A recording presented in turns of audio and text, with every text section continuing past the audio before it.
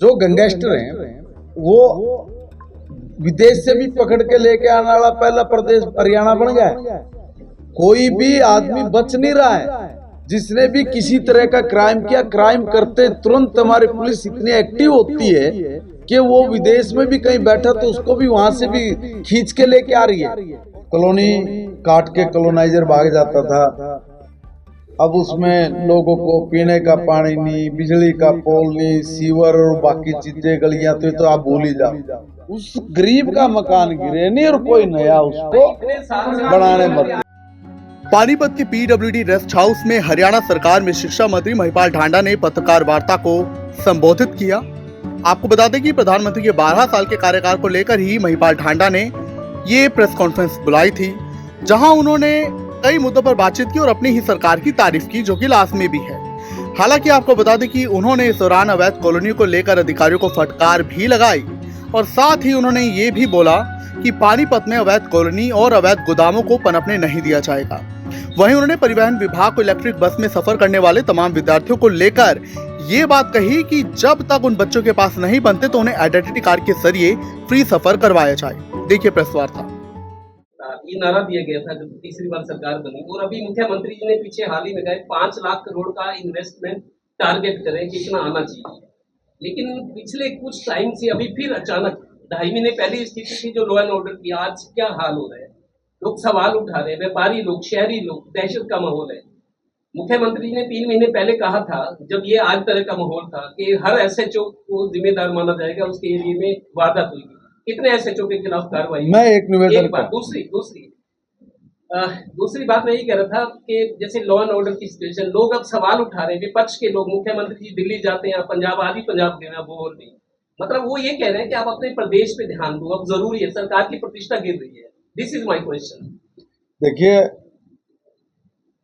विपक्ष का काम तो चिल्लाना ही है और गलत मुद्दों पे, गलत बात पे वो चिंता ना करें।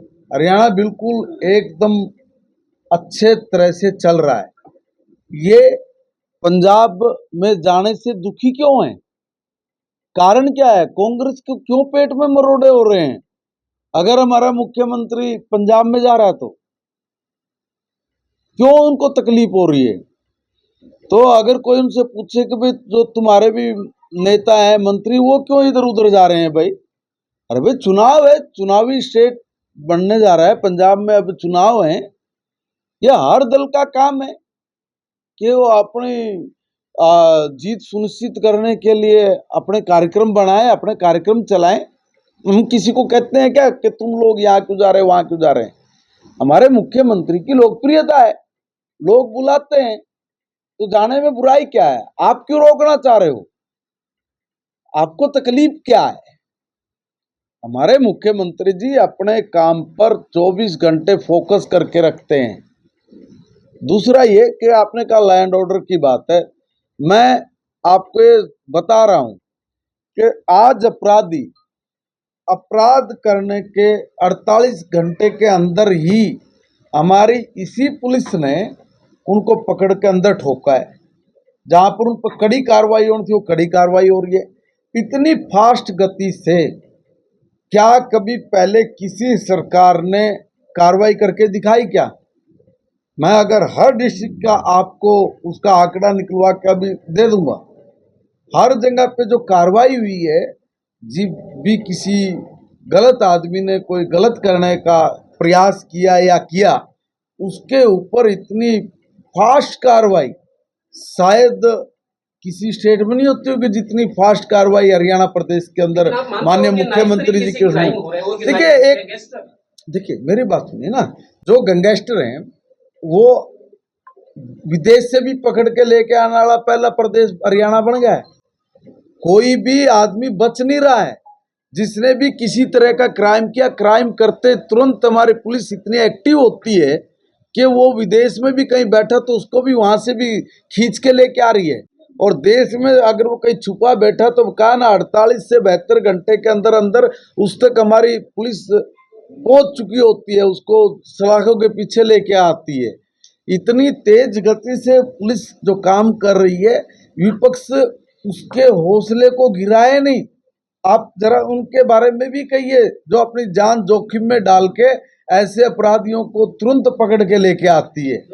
महिपाल जी, सर 2014 के चुनाव से पहले बीजेपी ने रॉबर्ट वाड्रा लैंड डील मामला बड़ी जोर शोर से उठाया था।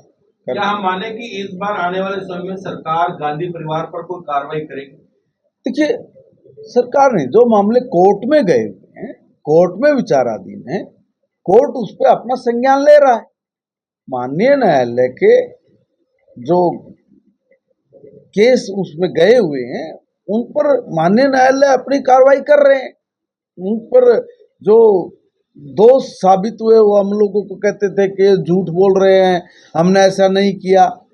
अब उनकी बोलती बंद है क्योंकि माननीय न्यायालय ने उनको दोषी ठहराया गया है। तो वो जो प्रक्रिया चल रही है, कानूनी प्रक्रिया, उसके तहत उस पर कार्रवाई हो ही रही है।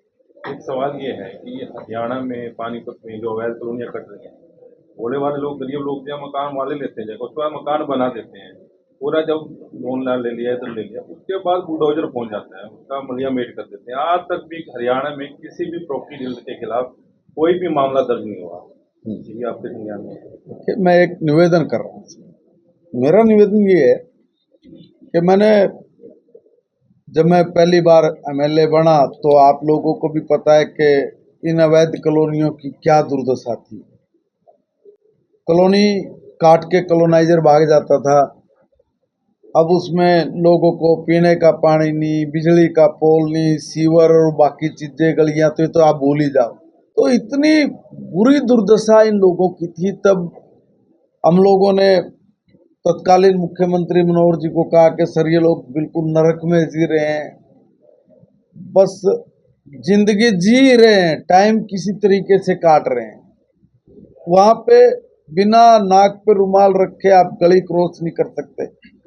गली क्रॉस जब करोगे जब गली हो, ईंटों के ऊपर पैर रख के जाना पड़ता है, 4-4 ईंटों के चट्टे लगा के तब उसके ऊपर पैर रख के गली क्रॉस करता है आदमी।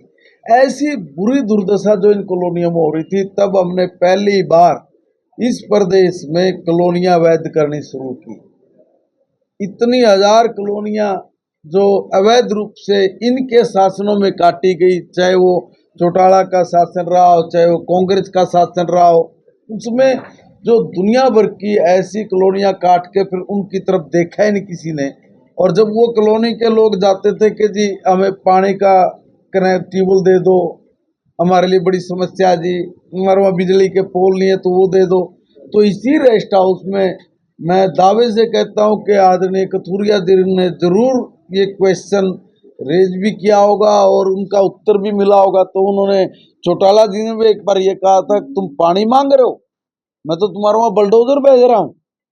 और यही बात हुड्डा जी ने भी बोली थी जब उनको बिजली के बारे में बातचीत की गई कि जी हमें बड़ी प्रॉब्लम आ रही है, हमारे पास पोल नहीं है, लोग बल्ली पे लगा लगा के जा रहे हैं। तो उन्होंने कहा कि अवैध कॉलोनियों में घर मेरे से पूछ के लिया था। भाई आपसे पूछ के नहीं लिया, मगर अगर उन कॉलोनाइजरों में आप देखेंगे तो उस वक्त रोकने का काम आपका था। आज का तत्कालीन प्रश्न यही है कि भी आज भी हो रही है। मैं उसी प्यार हूँ। मैंने सख्त निर्देश दिए कि मेरी जो विधानसभा है मोस्टली उसी की तरफ ये चीजें बढ़ रही थी।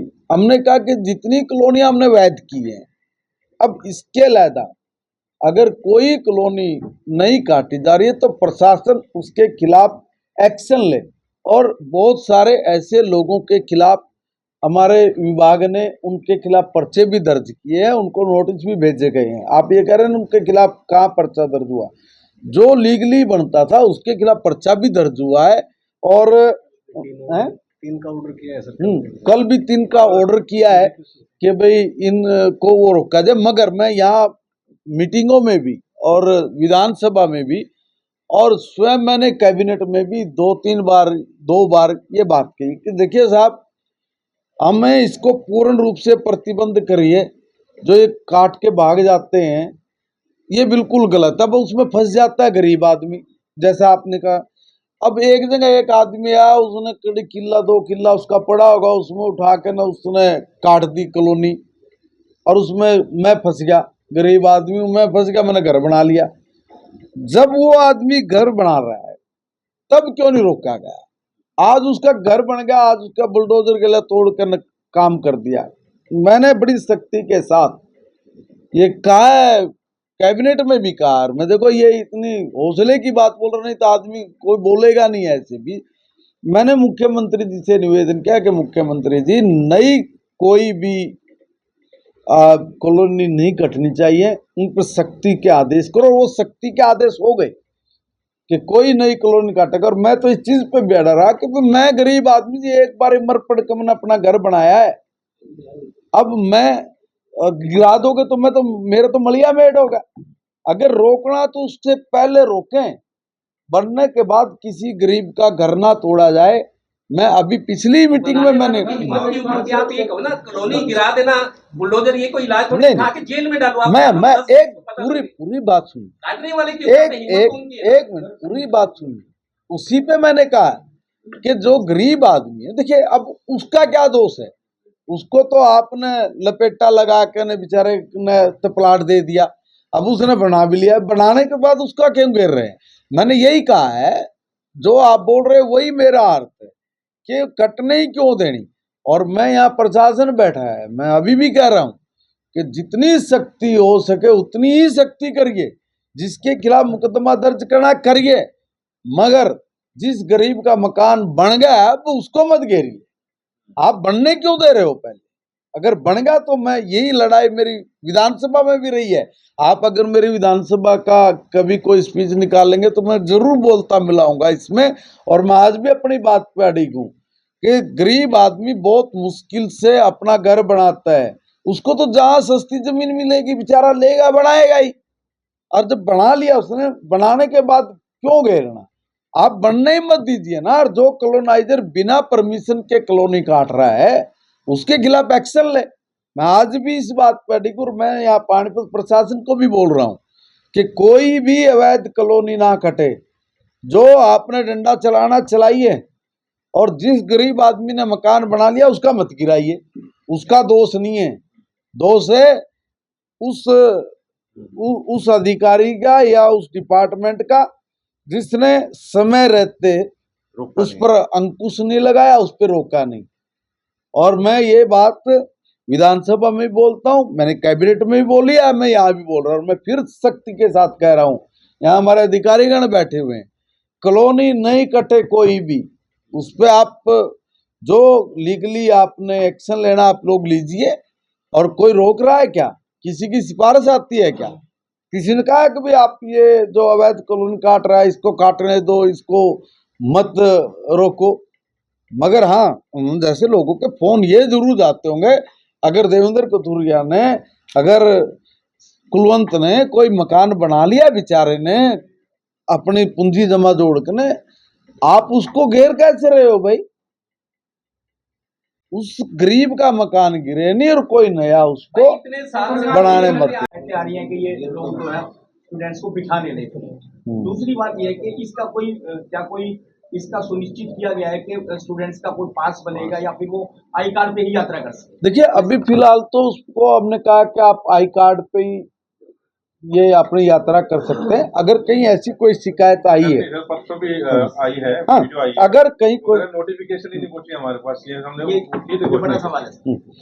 अगर कहीं कोई शिकायत आई है, और पानीपत में क्योंकि ज्यादा चली है, डीसी साहब यहीं बैठे हैं, मेरा पूरा प्रशासनिक अमला यहाँ पे है, मैं यही कह रहा हूँ कि आप सख्ती के साथ एक बार इस पे एक्शन ले, और कोई भी जो हमारा विद्यार्थी उसको कोई असुविधा ना हो इसका ध्यान करे और सुनिश्चित करे। सिर्फ 700 सीट, कमाल की बात है। और आज जब हम 2026 में यहाँ बैठ के बात कर रहे हैं तो 2760 सीट आज हमारे हरियाणा प्रदेश में है। सर इतना ही 189 थी, 289, आज वो बढ़ के कितनी होगी? 1077, 1077। कितना बड़ा इजाफा हुआ इस सारे चीजों में। और जो सभी सरकारी मर दिया, आयुष्मान भारत का और जो चिरायु योजना है उसमें 1,40,00,000 कार्ड हमने बना के दिए हैं, और इसमें 4,100 लोगों ने भुगतान किया है। सर आज मैं अगर शिक्षा की भी बात करता हूं तो मैं जिस विभाग से संबंधित हूँ, जिस विभाग का मैं मंत्री हूँ, हमने भी इसमें बहुत सारे महत्वपूर्ण पहलों की हम लोगों ने शुरुआत की है। प्राथमिक जो हमारे विद्यालय हैं उसमें स्मार्ट क्लासरूम तैयार करना, उनकी संख्या को बढ़ाया जाना, शिक्षण पद्धतियों में जो तकनीकी नवाचार है उसको लेके आना, सक्षम है आर्थिक पृष्ठभूमि के जो लोग हैं, उनके जो होनहार छात्र हैं, उन छात्रों को प्रतियोगी परीक्षाओं की तैयारी करवाना और उसके लिए मुफ्त कोचिंग। जो राजकीय महाविद्यालयों की जो संख्या है वो 105 थी 2014 तक, आज बढ़ के कितनी हो गई, 186 हो गई। ये कहते हैं कि भी क्या किया सरकार ने, हमारी सरकार ने ये किया। और साथ में जो 6100 पोषित जो कॉलेज हैं वो भी हमारी सरकार ने स्थापित किए हैं अपने प्रदेश में। 24 घंटे बिजली उपलब्ध नहीं करा पाई और कोई नेता अपने भाषण में ये बात नहीं छोड़ता था, उनकी प्रायोरिटी होती थी। आप पुराने सीनियर पत्रकार हैं भाई साहब, आपने तो बहुत पुराने समय से कई लोग मैं देख रहा हूं जिन्होंने ये सारी चीजें कवर की हैं। 96 में भजन आते तब से 24 घंटे का नारा लगा था, लेकिन 24 घंटे आज भी दिन में 20 बार बिजली जाती है हमारे शहरों में भी, आज भी जाती है 20 बार दिन में। मैं एक बात बता रहा हूँ, आज हरियाणा में यह मुद्दा ही खत्म कर दिया। आप ये बताइए ना कि हमारी सरकार ने योजना बनाई मेरा गांव जगमग गांव, उस योजना के तहत हमने सभी गांवों को 24 घंटे बिजली के साथ जोड़ दिया। आज कोई नेता खड़ा होकर बोलता है क्या कि हमारी सरकार बनाओ और हम आपको 24 घंटे बिजली देंगे, किसी के मुंह से निकलती है। देखिए ऐसे अनेक मुद्दे हैं जिनके ऊपर मैं बात करना चाह रहा था, मगर क्योंकि आपको भी लग रहा है कि अभी बहुत लंबी प्रेस कॉन्फ्रेंस हो गई है, तो मैं ये निवेदन कर रहा हूं कि ऐसे अनेक मुद्दे जिनके ऊपर हमें और भी बात करनी थी, मगर फिर भी आप शायद थक गए हैं, मुझे ऐसा लग रहा है, आप कुछ पूछना चाह रहे हैं तो मैं आप कुलवंत जी कह रहे हैं कैमरे जवाब देंगे। अच्छा कैमरे जवाब